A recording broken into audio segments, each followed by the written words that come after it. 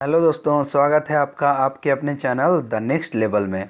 आज हम आपके लिए लेकर आए हैं 50 टॉप जीके और जीएस के प्रश्न, जो कि एसएससी जीडी में इस टाइप के प्रश्न पूछे जाने की बहुत संभावना है। और इसमें से कुछ प्रश्न तो ऐसे हैं जो पूछे जा भी चुके हैं, तो संभावना है कि इसमें से आपके एग्ज़ाम में भी प्रश्न ज़रूर बनेंगे दोस्तों। तो आइए प्रश्न देख लेते हैं। तो पहला प्रश्न है कि भारत में सबसे लंबे समय तक सेवा प्रदान करने वाले मुख्यमंत्री कौन हैं। आपको भी पीछे से कमेंट करते जाना है दोस्तों, तो आप कमेंट कीजिए क्या है। तो इसका सही आंसर हो जाएगा पवन कुमार चामलिंग। पवन कुमार चामलिंग हो जाएंगे इसका सही आंसर। इससे पहले जो थे वो ज्योति बसु थे, ज्योति बसु, जो कि पश्चिम बंगाल के मुख्यमंत्री थे। और ये पवन कुमार चामलिंग, याद रखेंगे, ये सिक्किम के मुख्यमंत्री हैं। इनका कार्यकाल सबसे अधिक हो गया है अभी। ठीक है, नेक्स्ट देख लेते हैं। आप लोग कमेंट करते चलिए दोस्तों। नेक्स्ट है माउंट आबू में दिलवाड़ा मंदिर जो है किस धर्म से संबंधित है। यह किस धर्म का मंदिर है? तो वो जैन धर्म का मंदिर है। दिलवाड़ा का जैन मंदिर, आपने नाम सुना ही होगा। इसे जो है बिमल शाह ने बनवाया था और ये माउंट आबू राजस्थान में है। नेक्स्ट क्वेश्चन है कि भाखड़ा नांगल बांध किस नदी पर बना हुआ है। काफ़ी फेमस क्वेश्चन है और ये क्वेश्चन एग्जाम में पूछा गया है। तो बताइए दोस्तों, इसका सही आंसर क्या होगा। इसका सही आंसर हो जाएगा सतलज नदी। भाखड़ा नांगल सतलज नदी पे बना हुआ है और ये जो है ये पंजाब और हरियाणा का सम्मिलित परियोजना है। नेक्स्ट क्वेश्चन देख लीजिए कि संविधान की प्रारूप समिति के चेयरमैन कौन थे। प्रारूप समिति के चेयरमैन कौन थे? तो सही आंसर हो जाएगा इसका डॉक्टर राजेंद्र प्रसाद।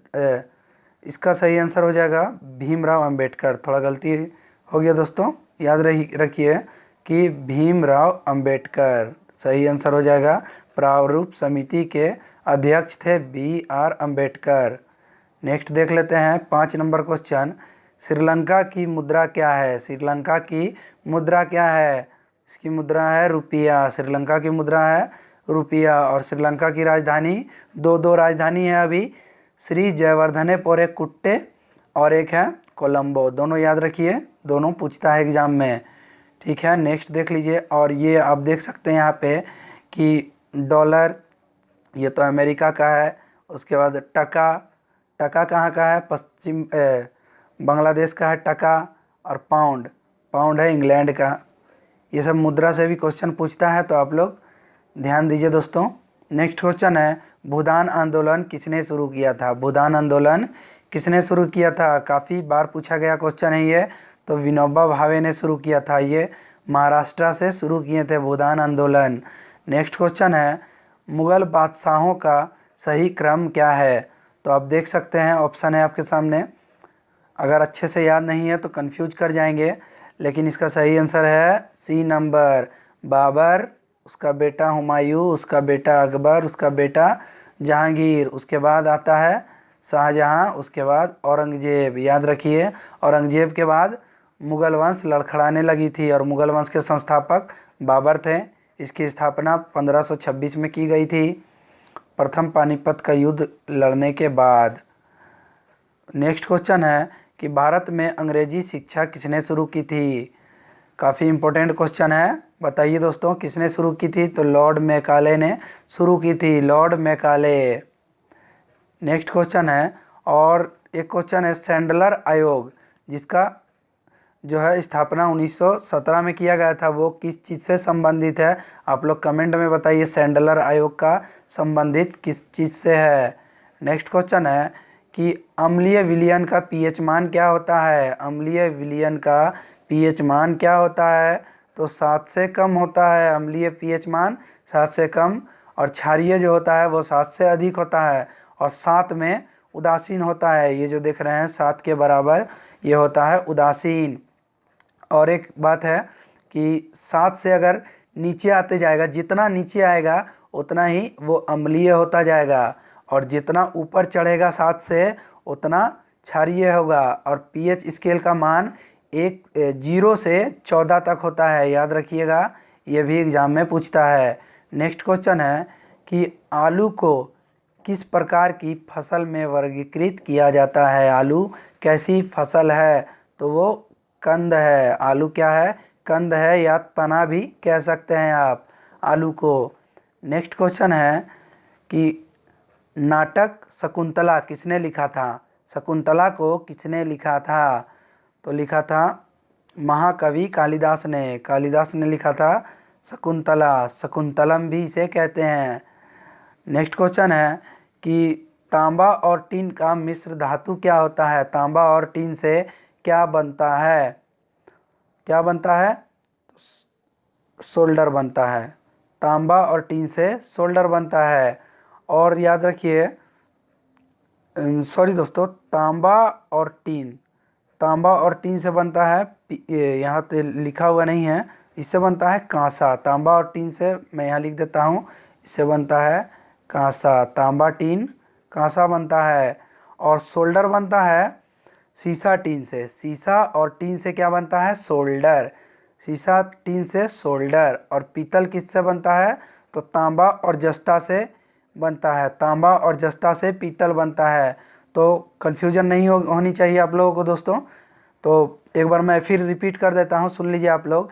कांसा बनता है, ये तांबा टीन जो है इससे कांसा बनता है, तांबा टीन।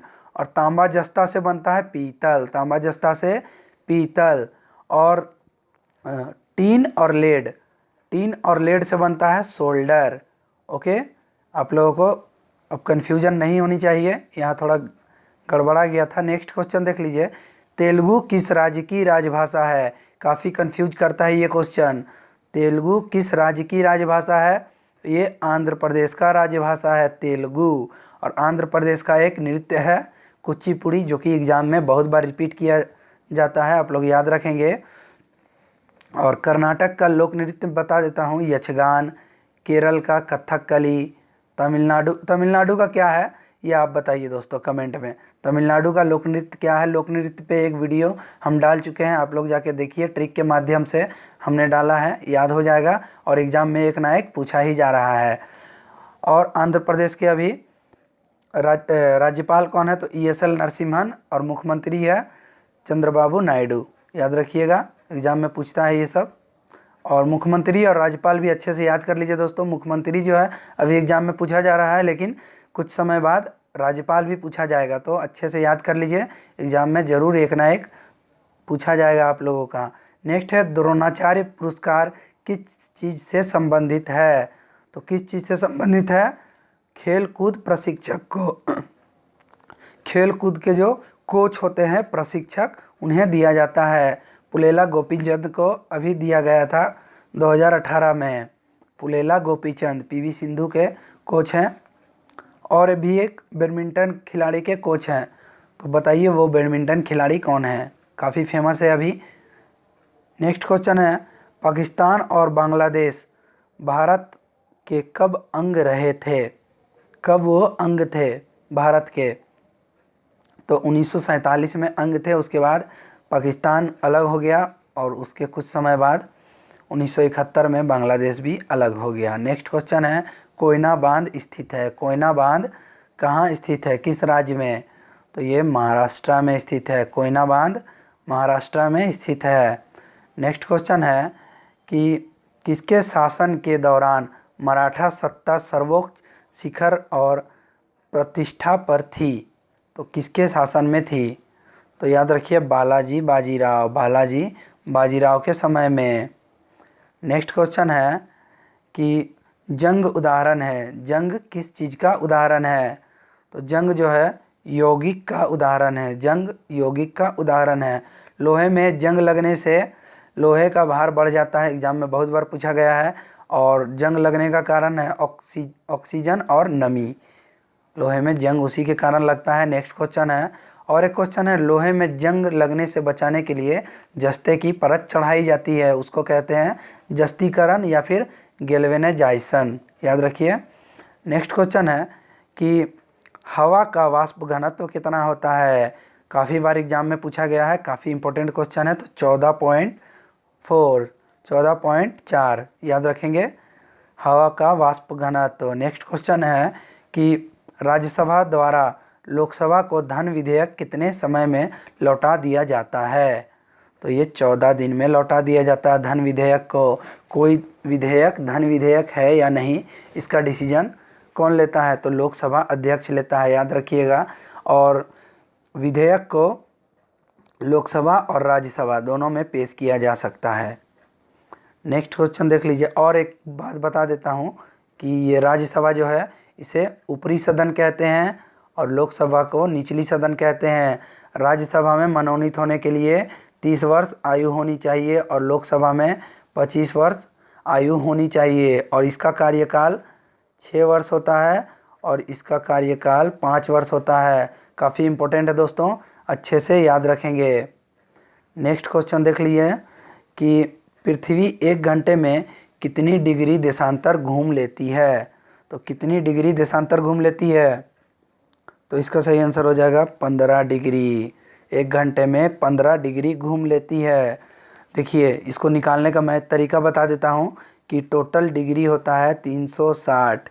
इसे 24 से अगर डिवाइड करेंगे तो ये कटेगा 1 घंटा में कितना बार में? देखिए, ये 15 बार में कट जाएगा, ठीक है। तो इसी से आया 1 घंटा में 15।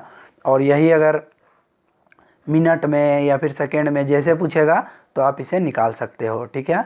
नेक्स्ट देख लेते हैं कि DCM ट्रॉफी किस खेल से संबंधित है? DCM ट्रॉफी किस खेल से संबंधित है? तो ये संबंधित है फुटबॉल से। DCM ट्रॉफी फुटबॉल से संबंधित है। 2018 में फीफा वर्ल्ड कप भी खेला गया था, आप लोगों को याद होगा, जिसमें क्रोएशिया हार गया था और कौन जीता था? तो कौन जीता था दोस्तों, ये बताइए आप लोग। फ्रांस जीता था, ठीक है, मुझे याद नहीं आ रहा था। तो फ्रांस जीता था क्रोएशिया को हराकर। ये रूस में खेला गया था, ठीक है, याद रखिएगा आप लोग। नेक्स्ट क्वेश्चन है कि परी की चाबी भरने में, यहाँ परी नहीं घड़ी होगा, ठीक है दोस्तों, घड़ी होगा। तो घड़ी की चाबी भरने के बाद उसमें भंडारित हो जाती है। कौन सी ऊर्जा भंडारित होती है घड़ी में चाबी भरने से? तो इसमें ऊर्जा भंडारित होती है यांत्रिक ऊर्जा, ठीक है, यांत्रिक ऊर्जा इसमें भरी निहित हो जाती है। नेक्स्ट क्वेश्चन है कि पत्तियों का हरा होना किसका कारण है? पत्तियों का हरा होना किसका कारण है? तो क्लोरोफिल का कारण है, पत्तियों का हरा होना, जिसे हरित लवक भी कहते हैं। नेक्स्ट है सविनय अवज्ञा आंदोलन किस वर्ष चालू की गई थी? किस वर्ष शुरू की गई थी? तो 1930 में। सविनय अवज्ञा आंदोलन 1930 में महात्मा गांधी के द्वारा शुरू की गई थी। नेक्स्ट क्वेश्चन है मेक इन इंडिया योजना किस वर्ष प्रारंभ हुई थी? मेक इन इंडिया मोदी के द्वारा इसे शुरू किया गया था। तो ये शुरू किया गया था 2014 में। देखिए, बहुत कन्फ्यूजन हो जाएगी, अच्छे से याद रखिए। देखिए 2015-16 में भी कन्फ्यूजन कर जाएंगे लड़के, लेकिन याद रखिए 2014 जिस समय हमारे मोदी जो है बने थे प्रधानमंत्री। नेक्स्ट है कि बिम्स्टेक में कितने देश शामिल है? बिम्स्टेक में कितने देश शामिल हैं? तो 7 देश शामिल है बिम्स्टेक में। नेक्स्ट क्वेश्चन है कि गांधी जी ने भारत में सत्याग्रह में अपना प्रथम महत्वपूर्ण भूमिका कहाँ निभाई थी या कहाँ दी थी? तो ऑप्शन है आपके सामने, इसका सही आंसर हो जाएगा चंपारण। चंपारण में सत्याग्रह आंदोलन शुरू किए थे। चंपारण बिहार में पड़ता है। नेक्स्ट क्वेश्चन है कि हवाई जहाज़ के ब्लैक बॉक्स का रंग कैसा होता है? काफ़ी कन्फ्यूजन वाला क्वेश्चन है ये, लेकिन इसका आंसर है नारंगी, याद रखिएगा, नारंगी।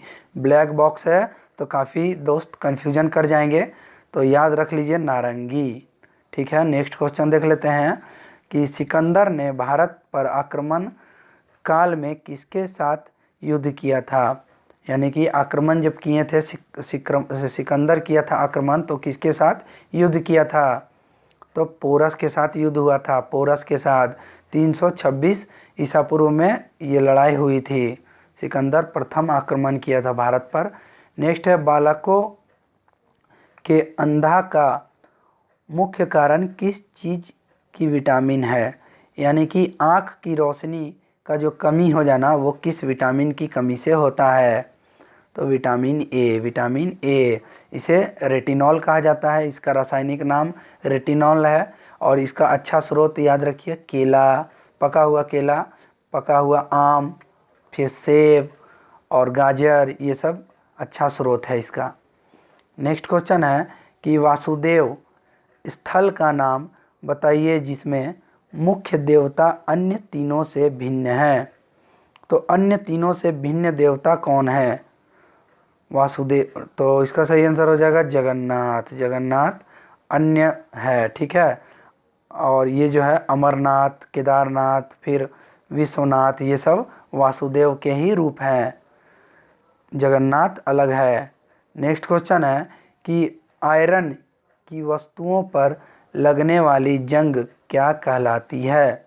तो क्या कहलाती है? जंग को क्या कहते हैं? तो सही आंसर हो जाएगा डी नंबर, फेरस और फेरिक हाइड्रोक्साइड का मिश्रण होता है।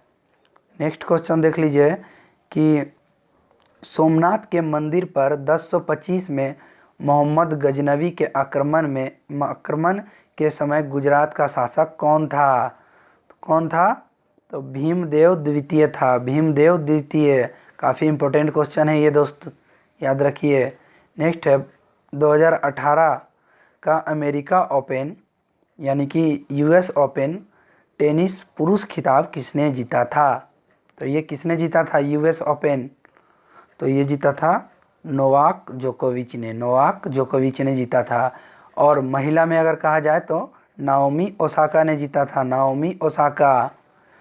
नेक्स्ट क्वेश्चन है महिला यूएस ओपन। नेक्स्ट है कि विश्व जनसंख्या दिवस कब मनाई जाती है? विश्व जनसंख्या दिवस कब मनाई जाती है? 11 जुलाई को। काफ़ी बार एग्जाम में पूछा गया है, 11 जुलाई को।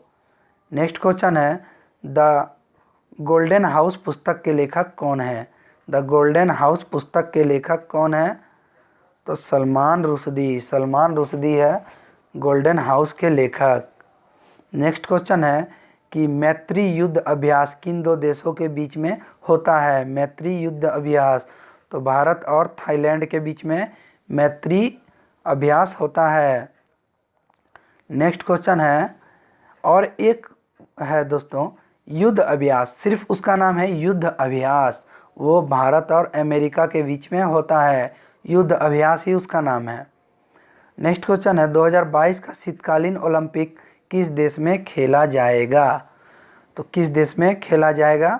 चीन में खेला जाएगा। शीतकालीन ओलंपिक चीन में खेला जाएगा। नेक्स्ट है कि कार्बन एक है, कार्बन क्या है? तो आप सभी को पता ही होगा कार्बन एक अधातु है, कार्बन अधातु है।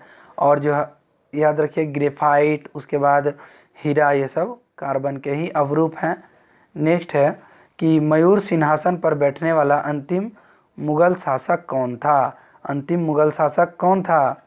तो मोहम्मद शाह था, मोहम्मद शाह, ठीक है, मोहम्मद शाह।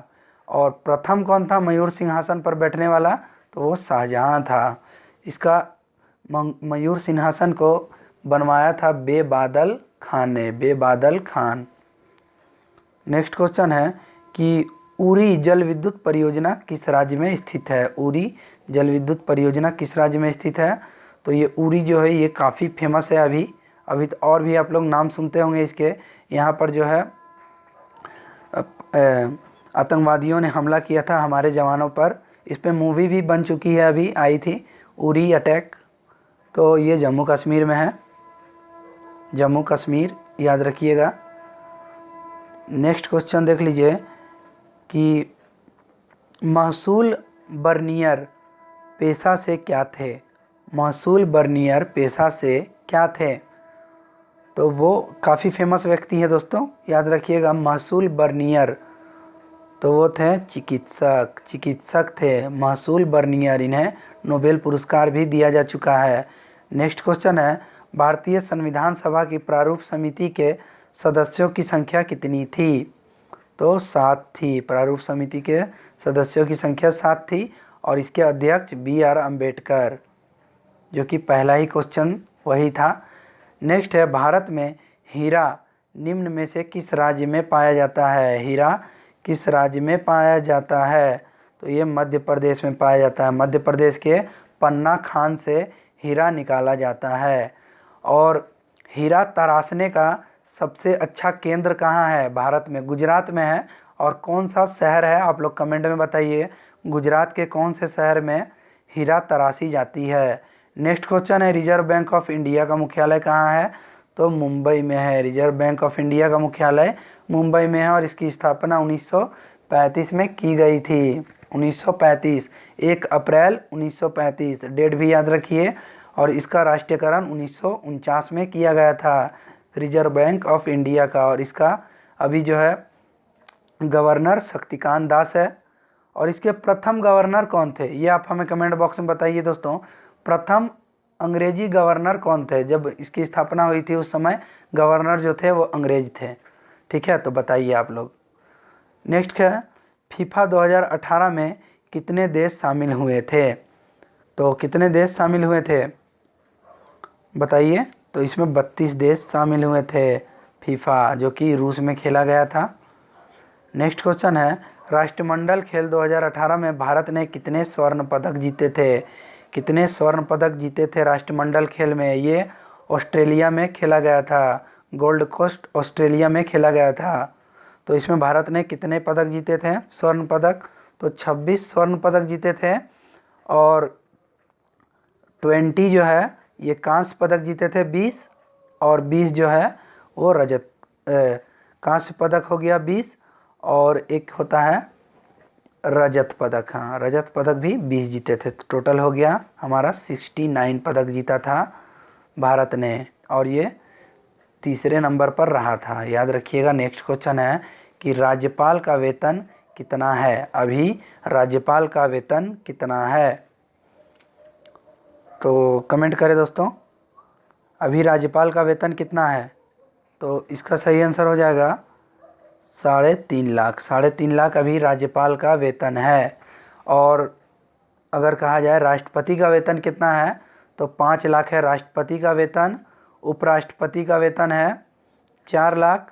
और यहाँ देख रहे हैं आप राज्यपाल का वेतन है 3.5 लाख, यहाँ लाख होगा तो 3.5 लाख है राज्यपाल का वेतन। और मैं वेतन 1-2 बता देता हूँ। जैसे सर्वोच्च न्यायालय का मुख्य न्यायाधीश का वेतन कितना है? 2,80,000। सर्वोच्च न्यायालय के न्यायाधीश का वेतन 2,80,000। और सर्वोच्च न्यायालय के अन्य न्यायाधीश जो हैं उनका वेतन है 2.5 लाख। और जो राज्य में उच्च न्यायालय होता है उसका जो मुख्य न्यायाधीश है उसका वेतन 2.5 लाख है। और जो अन्य न्यायाधीश हैं उनका वेतन 2,25,000 है। ठीक है, तो याद रखिएगा अच्छे से, ये एग्ज़ाम में पूछ सकता है। पिछले ही वर्ष इसमें चेंजिंग की गई थी। नेक्स्ट है कि 2018 फीफा विश्व cup player of the year पुरस्कार किसने जीता था? प्लेयर ऑफ द ईयर पुरस्कार किसने जीता था? तो ये किसने जीता था? तो लुका मॉड्रिक ने जीता था। लुका मॉड्रिक ने जीता था, याद रखिएगा। काफ़ी इम्पोर्टेंट क्वेश्चन है। तो यहाँ ख़त्म हो जाते हैं दोस्तों 50 इम्पोर्टेंट प्रश्न, जो कि आपने देखा ही होगा कितने अच्छे प्रश्न थे। और इसमें मैंने डिटेल के साथ भी आपको बताया है। तो अभी तक अगर चैनल को आपने सब्सक्राइब नहीं किया है दोस्तों, सब्सक्राइब कर लें। और वीडियो अगर अच्छा लगा है तो लाइक ज़रूर कर दें और अपने दोस्तों में शेयर करना ना भूलें। तो इस वीडियो में इतना ही, तब तक के लिए जय हिंद, जय भारत।